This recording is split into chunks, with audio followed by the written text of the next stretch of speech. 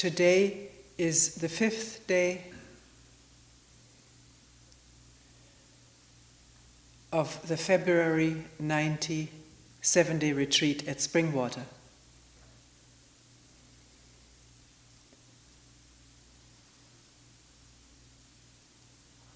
In just looking through the most recent notes about questions that have come up in meetings, the most frequent one is, what is awareness?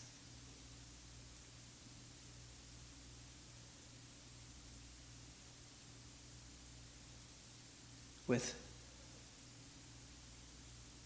certain additional questioning, like, is there an experiencer in awareness? Or is there awareness of being aware?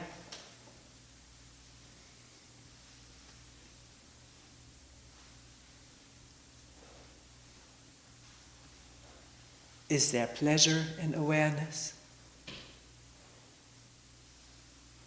Taking a walk, seeing the clouds in the blue sky, or icy drops on the branches, the distant hills, gray fog, tree branches reaching out of that fog into the sky, the joy of seeing that. Is that joy part of awareness?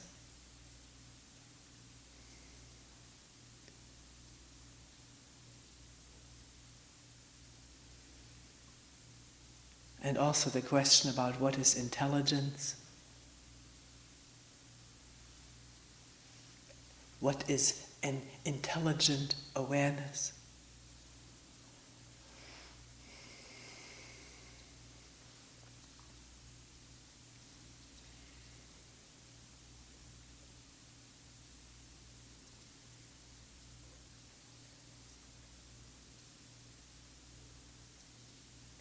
We're not just meeting here together to describe something, but in trying to find out what awareness is, actually, can we do it, work in it? Realizing that the description, no matter how clear, is not the real thing.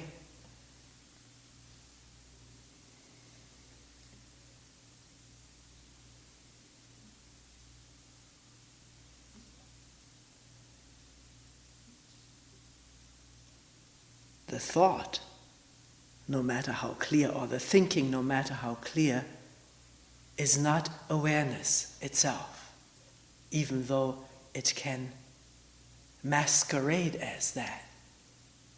Feel like one is aware when, in fact, thinking is going on about what I see or hear, and the reaction to that thinking.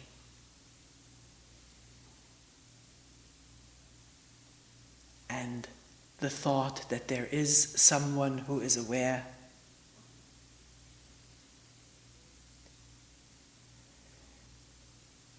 So how can one discern the difference between thought and awareness?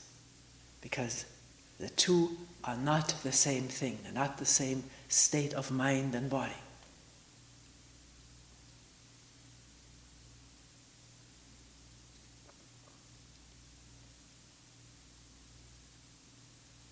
I may be talking in opinion, or saying something that I heard somebody else say. So we need to find out for ourselves. We can't take anyone else's word for what is so. What is a thought and what is awareness has to be found out here by each one of us. And it's not impossible.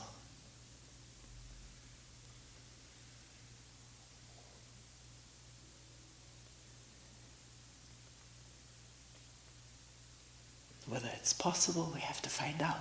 We can't have any foregone conclusions about it. In listening right now,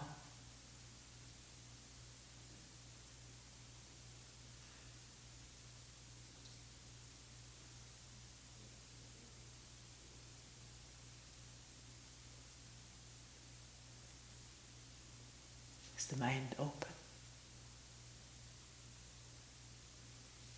Is there a thought of sound to be heard? There isn't much sound right now, is there? And yet the mind can be in a state of listening. It doesn't need sound as an object of listening. Every once in a while there's the sound of a drip. It's not happening right now, so it's very hard to talk about that or to listen to it. It's easy to talk about it.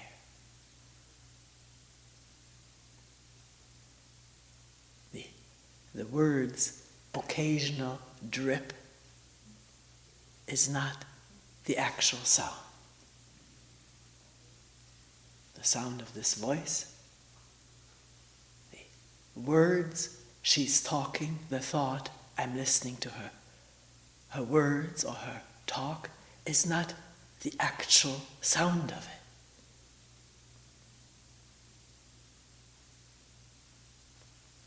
it. Listening to the breathing that is going on right now, can one take time out to listen to the breathing inwardly?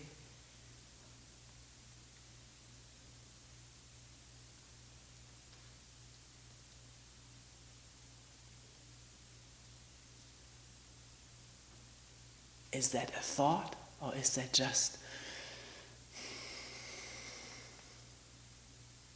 in whatever way it may be going on for each one of us, shallow or deep?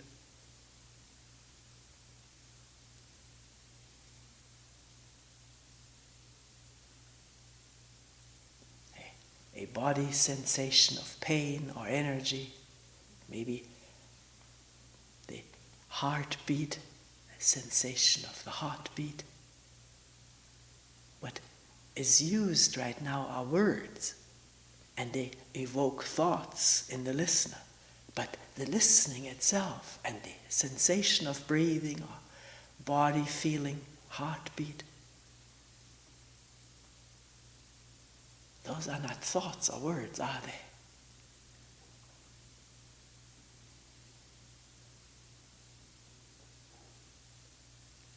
And the thought, I'm listening, I understand what she's saying, or the thought, I don't understand, I can't listen without the thought, those are thoughts. Can one see that instantly?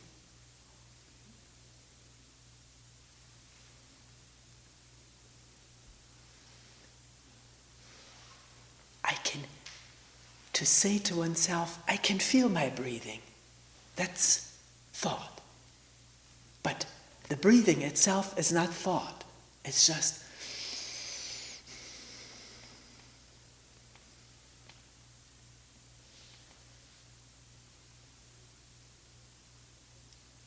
the thought. I can really get a hold of it without thought. That's thought. And it may evoke a good feeling in the body. Can one see that connection? The thought, I really got it this time. It's a thought and a good feeling. Or the thought, I can't get it. There's always thought in the way. That is a thought, or many thoughts, which evoke some kind of feeling of whatever, displeasure, discomfort. Can that be felt and listened to directly? The feeling of discomfort or well-being? To feel it? Regardless of the thoughts around it and about it? To see the difference between thinking about well-being and just that state of it as it is, or discomfort, displeasure, pain, anxiety, as it is?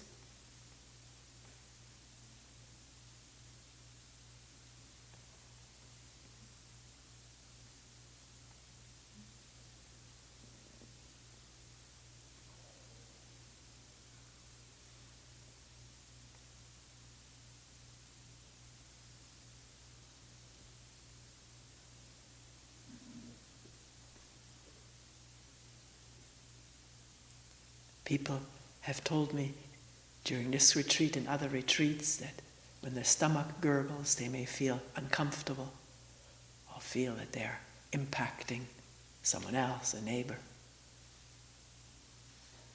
Is it possible to listen to the gurgling stomach directly and see the difference between the direct listening and the thoughts about it?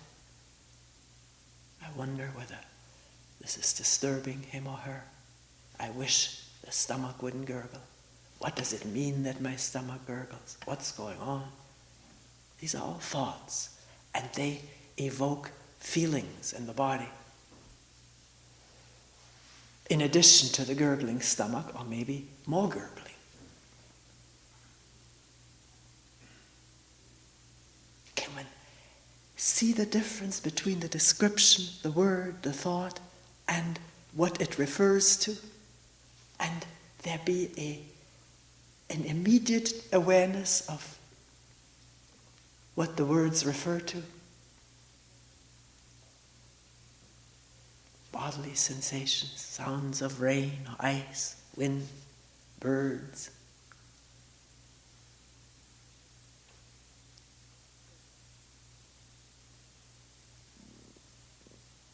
To say what often is said, is impossible to separate thought from perception. That's a thought. That's an assumption which has certain effects on the mind and on the body.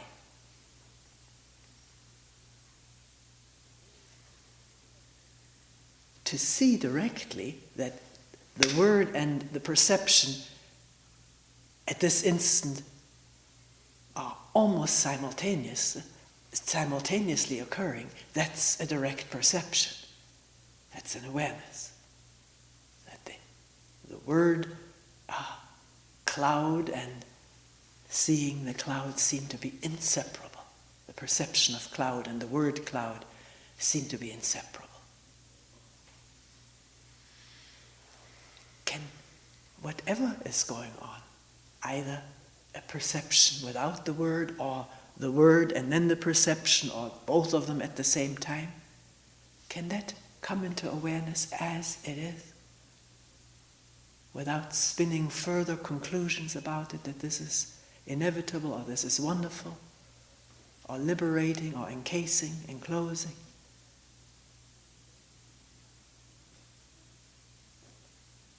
We're not saying don't have reactions. If reactions come, can they be seen and felt? Not just be caught up in them, but aware that a word, a thought has brought about a reaction. I like this or I don't like this. And this, the thought, the reaction, I like it or don't like it, and a physical sensation. Because hardly any thought occurs without some physical reaction to it. It may not be mental, but it's almost inevitably a physical reaction to a single thought. A single thought about something pleasurable that occurred in the past can immediately evoke pleasurable feelings in the body. Or a thought of something painful immediately evokes painful sensations in the body. Different places for different people. Chest, solar plexus, stomach. or in all the places.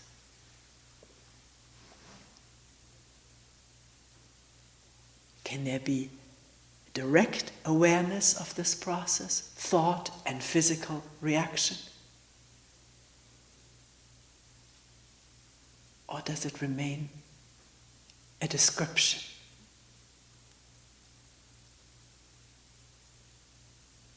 Maybe the thought that elicited the physical reaction did not come into awareness, but here is the physical reaction in the solar plexus, or sternum, or stomach, head.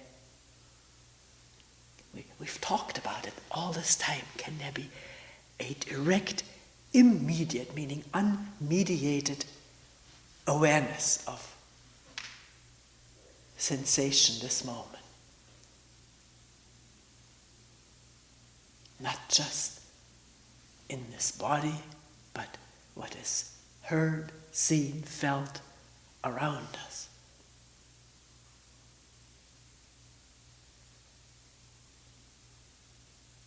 Coolness of the air, sound of someone moving,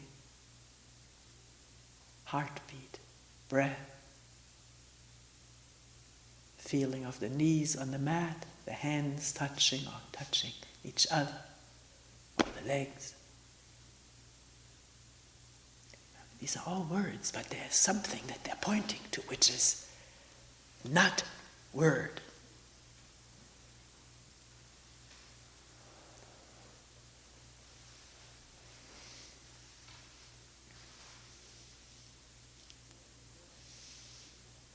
One of the questions was, does awareness have a focus?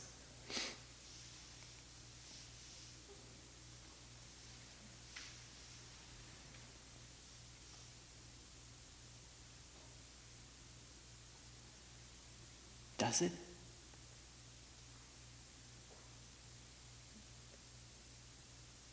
In listening, we mentioned it earlier. It needs no focus. When there's nothing to be heard, no sound, then there's still listening, the openness of the mind. As something is perceived, the breath, swallowing, a pain, a sound, a distant airplane or traffic, bird call. None of that needs to be focused on. It's there. It's there when the word and the reaction does not divide it and make it all separate. This is my heart, that's the bird. In the distance is an airplane. And with each word, the reaction, I like the birds, I don't like the airplane. I don't like my heart beating so fast. With that, the universe gets fragmented, divided up into parts. And one of the major parts is me as the perceiver, the experiencer of all of that, the judge of it, the reactor to it.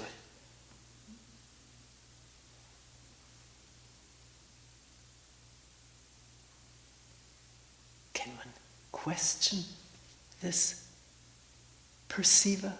What that is made up of? Not take it for granted that there is a listener, a perceiver, a reactor, a judge. But wonder what makes it up. What makes up this feeling that there is someone there who hears, reacts, and judges? Whether this is indeed made up of thought about it, thought about oneself, judging, the way we put it. I judge this as good. I like this. I hear this. I can't hear that. With every phrase that we utter to ourselves or to each other, the entity of me as in the middle of the awareness or the perception is posited, is established, as it has been a million times prior to this. It's just a reconfirmation of there being someone. And with that reconfirmation and conviction that there is someone in the middle of awareness, the awareness is not complete. It becomes divided between me, the judge, the perceiver and the judge, and the object of perception.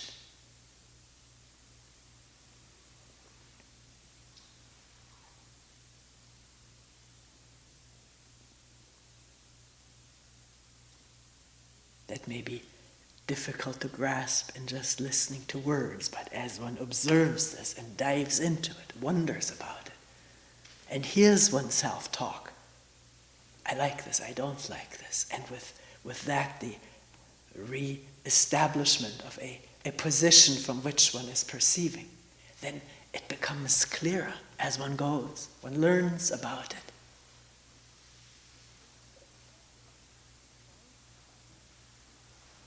When this thought about what I perceive and how I like it or don't like it, when that thought quiets down, is not operating or is minimally operating,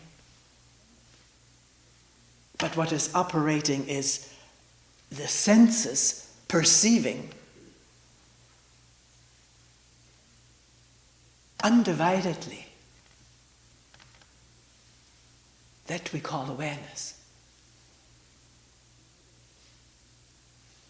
No established middle point from which I hear, see, feel, touch, which is the quieting down of thought about it. Not that this body disappears. This body is all eyes and ears. And sensing undividedly.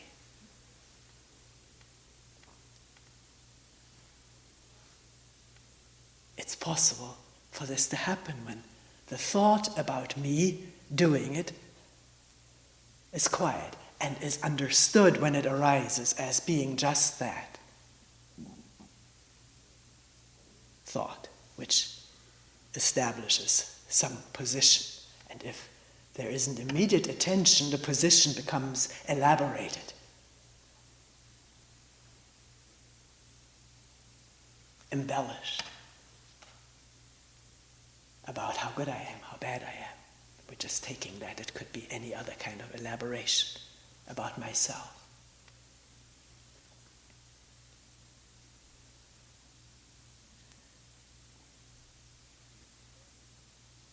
If one begins to give real careful and gentle, loving attention to this process of perceiving, and in the course of perceiving, establishing the I through the reaction, through talking about what's going on, one may find, to one's surprise, that there's almost nothing that is perceived that the I or the thought of I doesn't bring itself in relationship to. Let's put it simpler. Everything that's perceived, the thought brings itself in relationship to it.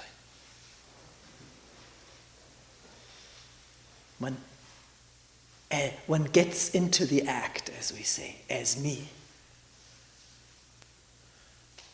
It can come to a real surprise if one observes that, how so quickly thought takes over, maybe an instant of perception, too quick to really sink in, because immediately thought comes and establishes the relationship between me and what is perceived.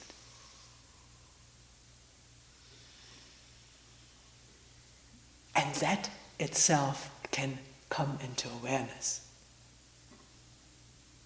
When that comes into awareness, then a lot is understood about this constant duality that we live in and suffer from or take pleasure in. firm belief in this entity me, which is so firm because it's re-established and reaffirmed practically with every perception. The way we talk and think and feel about it and say that and react to it.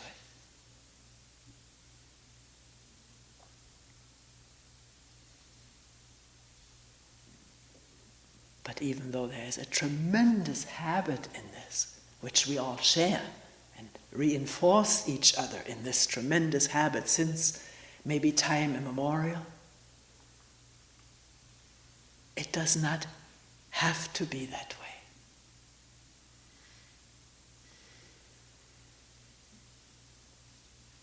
It's not immutable.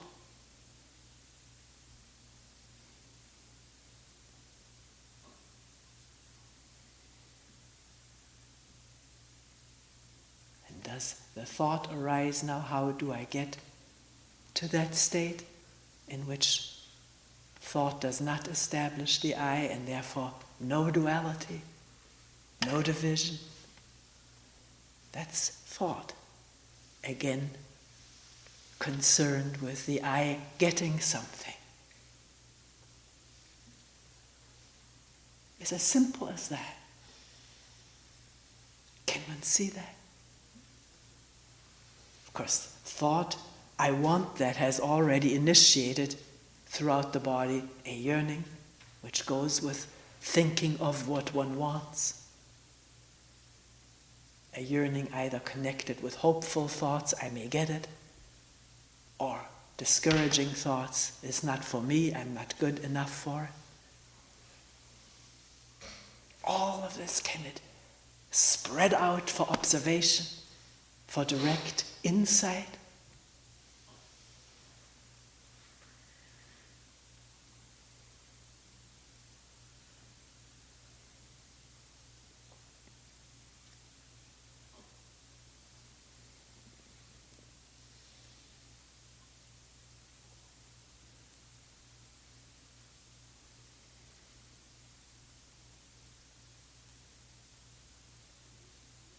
Somebody asked this morning, can we look at what is intelligence?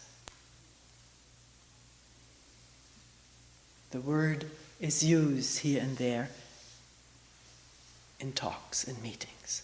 And now the question, can we look at what this is, this intelligence? What does the word stand for? Because we're not satisfied with just using words. We've done this all our life. We've done it all our life. And we're very good at it. Amazing when one becomes aware how we can work with words and really not have them tied down to what they refer to, because that we've never looked at. Or so fleetingly that there's no awareness of it. But the manipulation of words we have tremendous facility in and precedence in. We live in words with each other. So what is intelligence? Not satisfied with throwing the word around.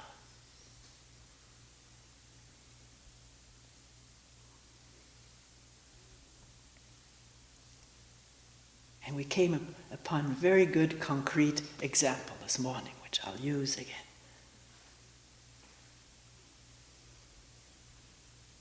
The hitting of the icy drops on the window panes and the deck was very audible. It was just very much there, as though it was just icing right in the meeting room.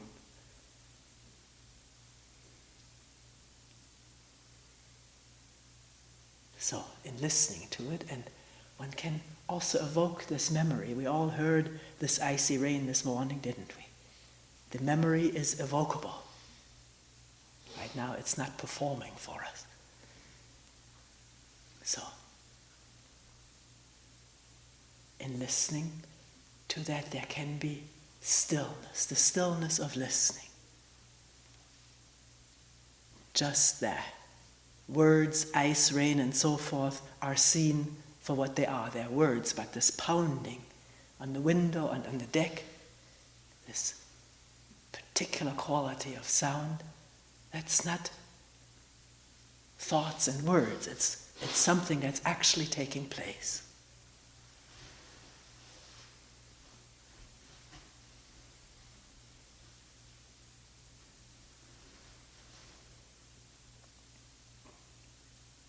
In this listening,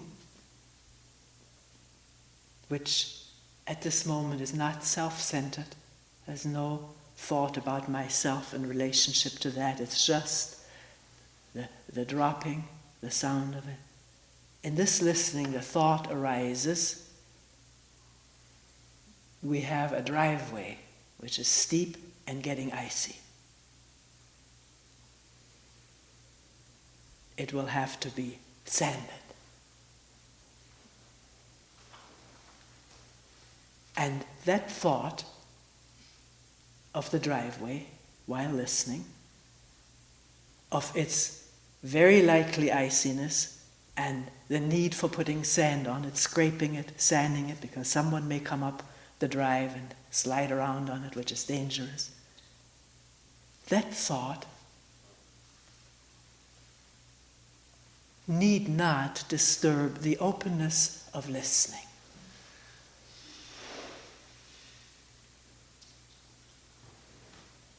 And we were checking it out. It didn't. It's possible for thought to arise and an intelligent action to be taken. Of course, at this moment we didn't both charge out there and put sand on the driveway. But it has to be done. And it needs to be no duality in this, no self-center in that. And yet, most of the time when we think, and we'll just use this as an example, the self-center establishes itself. Maybe the thought, why didn't so-and-so already go out and do that? It's his job. He's neglectful. And anger arising because now when self has to do it. I'm just inventing this. I'm not saying this took place. We're just trying to look at what point is the openness of listening jarred, jammed, we said yesterday, jammed with self-centered thought and its emotion. Why do I always have to do something? The others aren't thinking about it. Why do I always have to take responsibility?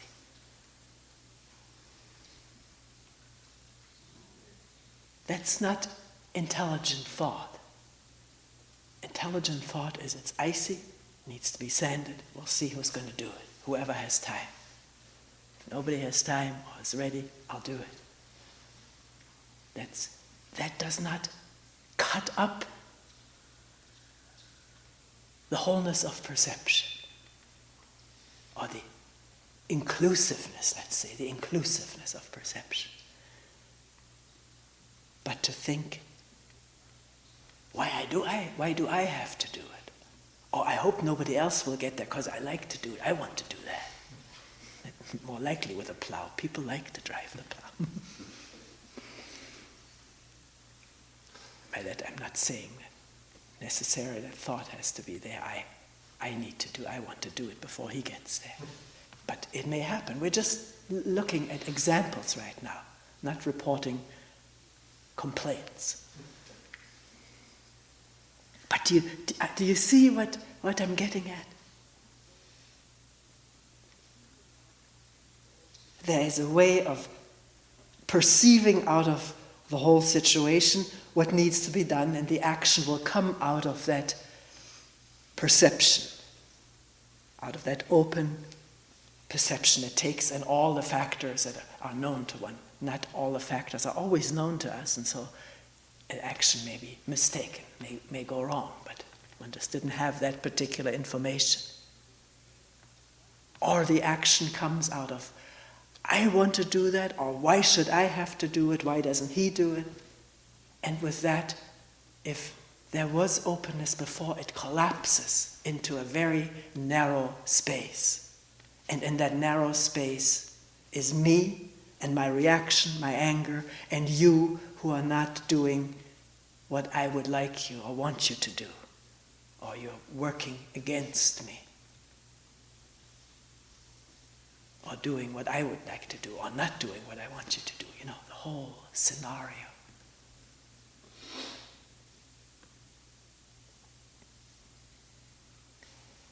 Now, let's get back to listening quietly, the sound of the drips.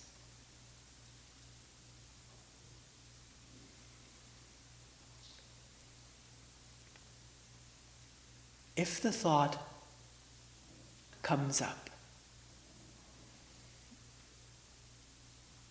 I'm getting pretty good at hearing that, and a sensation of closing in with that with this statement. There can be a real palpable sensation of a closing up, of a narrowing down with a thought. I'm very good at it, or I'm very poor at it, I can't do it. The others can, I can't. With the noticing of such a closing up, can that be seen intelligently and disperse the thoughts, dispel before they start taking a very deep grip on this whole organism with all the reactions that we described a while ago. There, it's possible because in an open awareness in which there is no self-center, there is the functioning of an intelligence that can see the coming up of a self-centered thought, beginning to react, the body beginning to respond, and seeing that and instantly being done with it. Not entering into that dead alley, which is the dead alley of thoughts and past videos, what happened to me all my life, and so forth. It's that kind of a dead thing, dead because ruled by memory and habit and reaction from the past. And it's possible in an open awareness to see that intelligently and not go for it. And it has nothing to do with willpower or resolution or what we talked about yesterday, a controlling thought saying, don't think this way, this is self-centered, you should be open. And then it's just thought controlling thought, I controlling I, or me controlling me.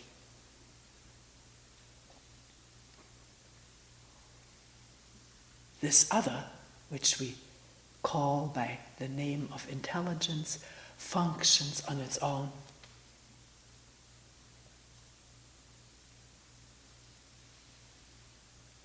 It needs no help from the whole thought structure of me. It needs no help from that. It can't be helped by that, because that structure is not intelligent in this sense.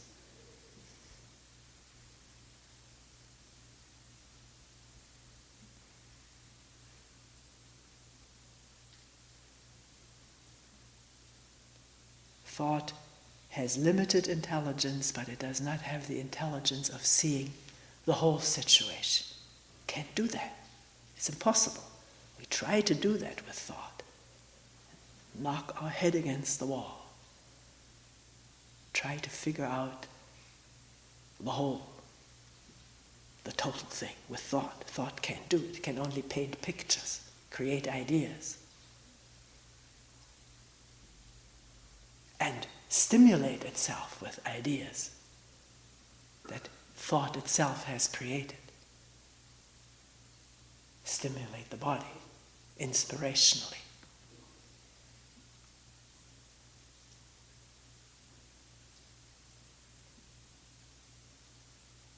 But the intelligence of seeing something and the action, the right action or right no action coming out of that seeing is not the intelligence of thought. Where it comes from, I haven't heard or read anyone who says he knows or she knows. Thought wants to know where things come from. That's the operation of thought again.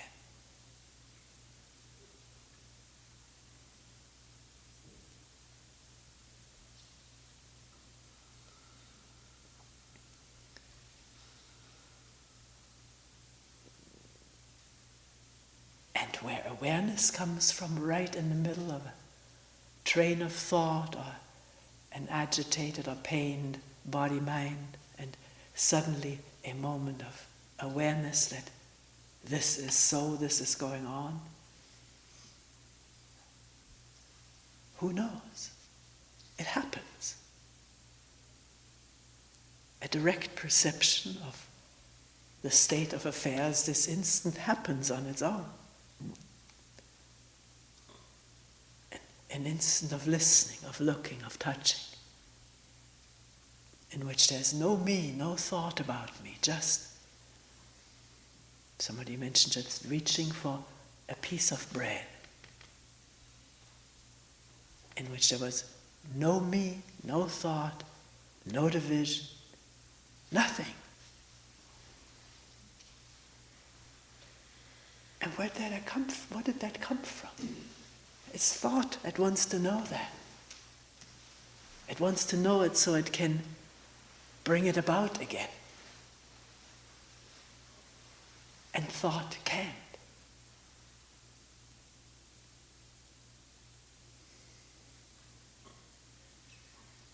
Yesterday we were saying is a very crucial moment, an instant of coming to, waking up, becoming aware of what's going on.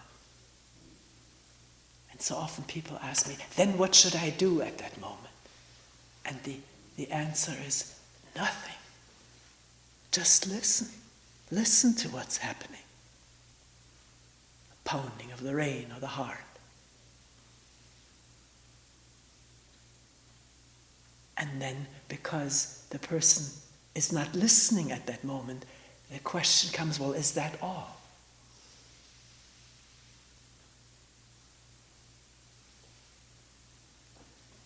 If at that moment there is a listening without the grabbiness of self-center, the fear of losing it, no self-center, that's quiet. Just the directness of seeing, perceiving, awareness, it's all the same.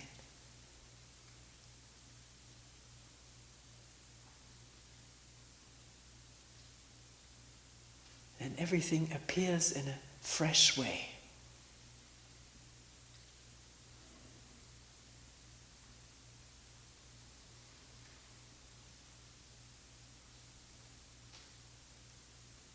Hard to describe freshness. And the question, is that all, doesn't come up. Because everything is sufficient unto itself, says thought, trying to describe it.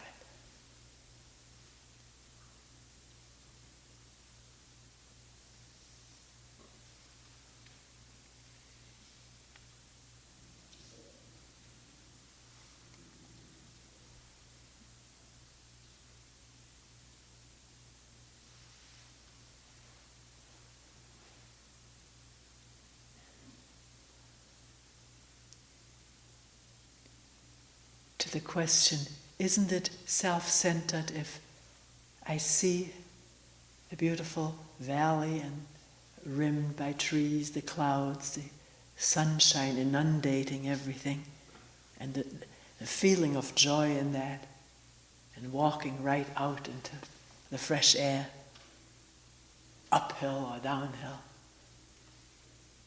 Is that self-centered, this feeling of joy?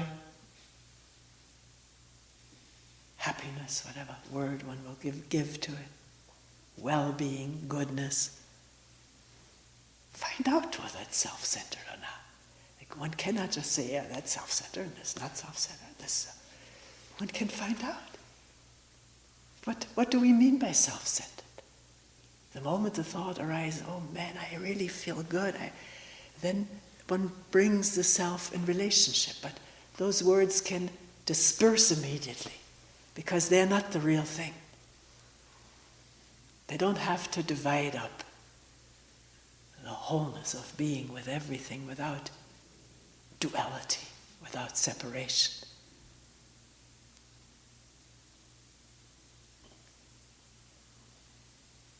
No one says there should not be any joy, or else this is selfish.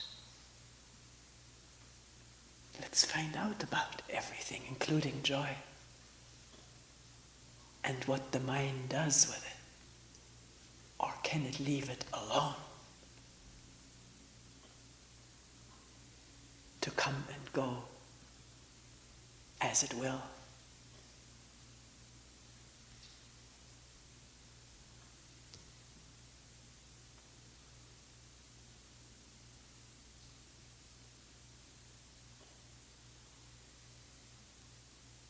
Not mourn its departure and make a big fuss when it comes. That goes for everything.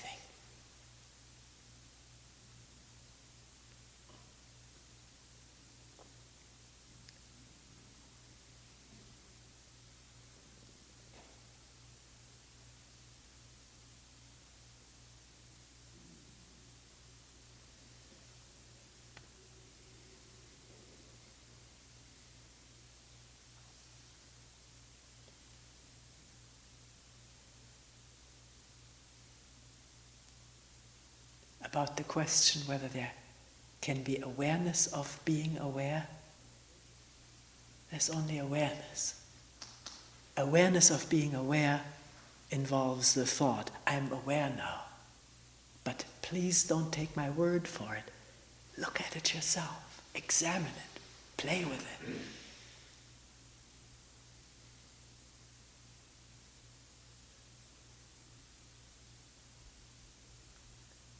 Awareness is not aware of itself, it's just everything. Everything.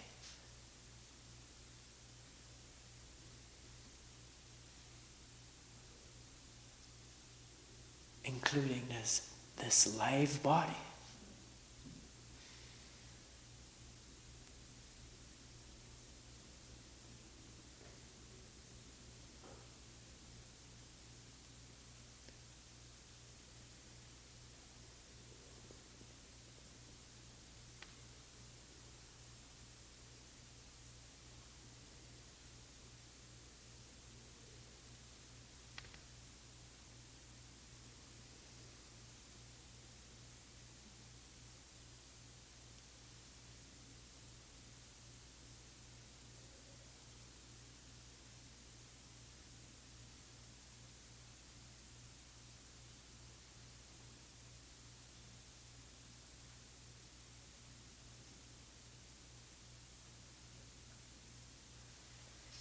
We will end here for today.